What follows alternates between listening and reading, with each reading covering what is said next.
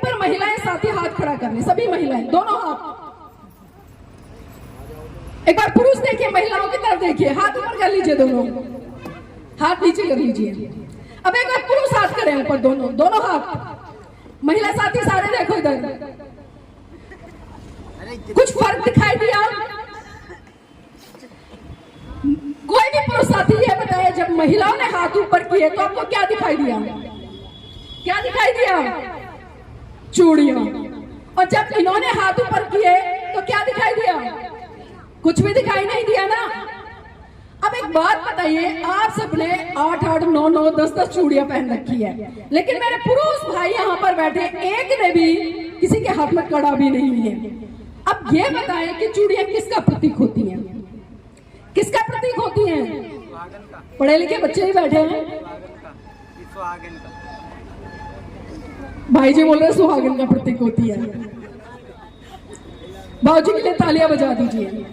भाऊजी ने कहा कि गुलामी का प्रतीक होते हैं, कमजोरी का प्रतीक होती है। और अक्सर हमने एक मुहावरा भी पढ़ा है, स्कूल से लेकर कॉलेज तक पढ़ते हैं, बहुत बार उसका इस्तेमाल भी करते हैं, और खासकर महिलाएं इस्तेमाल करती हैं। और कब करती है मैं ये भी आपको बता दूं, जब आपके आस पड़ोस में लड़ाई होती है और जब पुरुष साथी उस वक्त लड़ाई को बड़े अच्छे तरीके से शांत करा के घर पे आ जाते हैं, लड़ाई को बढ़ने नहीं देते, तो यही महिला कहती है कि अरे तुम्हारे बस की कुछ नहीं था, घर में जाओ और चूड़ियां पहनकर बैठ जाओ। तो इसका मतलब क्या समझे कि जो लोग चूड़ियां पहनते हैं वो कमजोर है? कमजोर है ना? आप खुद बताइए, क्या आप कमजोर हैं? आप बुज़दिल हैं? आप कायर हैं? आप डरपोक हैं? नहीं है ना? नहीं है ना?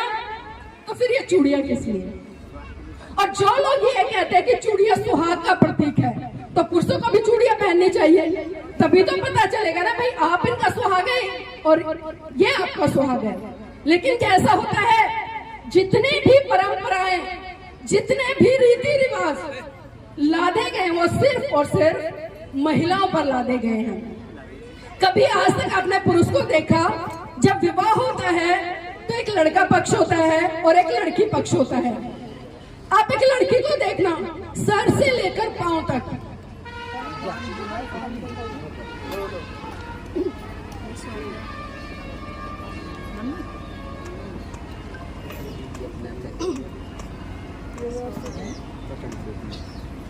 सर से लेकर पांव तक एक लड़की को उन सभी परंपराओं में ला दिया जाता है जिससे कि देखने से ही पता चल जाए कि वो शादीशुदा है।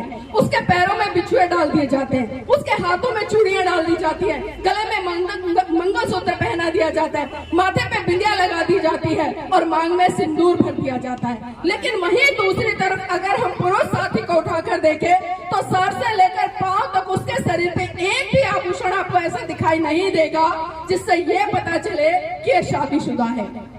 आप समझ रहे हो कि आपको किस कदर और किस हद तक गुलाम बनाया जा रहा है? शादी तो पुरुष की भी हुई है ना? तो क्या कभी ऐसा पुरुष के साथ हुआ है कि पुरुष दूर से आ रहा है और पता चल जाए हमें देखते ये शादीशुदा है? कभी ऐसा हुआ है? लेकिन महिला को हम दूर से ही देखते, पहचान लेते हैं और बता देते कि ये शादीशुदा है। तो मेरी बहनों, ये चूड़ियां, 16 श्रृंगार जितने भी हैं, ये आपकी संस्कृति के नहीं है। और परम पूज्य बाबा साहब ने जिन जिन चीजों को आपको मना किया करने के लिए, आप लगातार उन्हीं चीजों को आज कर रही हैं, बढ़ावा दे रही हैं। अभी कुछ दिन पहले